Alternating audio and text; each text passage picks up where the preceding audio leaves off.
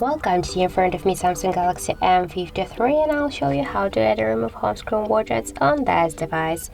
So first you should go into the screen where you want to add the widget.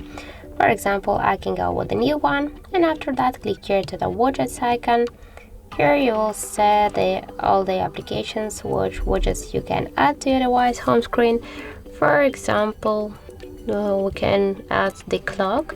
Here we can see 4 different type of the clocks. For example, we can add this one with the calendar or just with the analog clock. So then just hold for a while and drag this widget where you want to add it.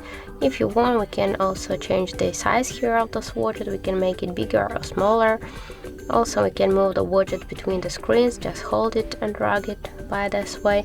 Or if you want, you can create the new screen with the widget. So as you can see, that's so simple to do. And just to remove it, hold it, and you'll see remove icon. Tap here to remove icon after that. So that's it. Thank you for watching, and if you found this video helpful, don't forget to leave a like, comment, and to subscribe our channel.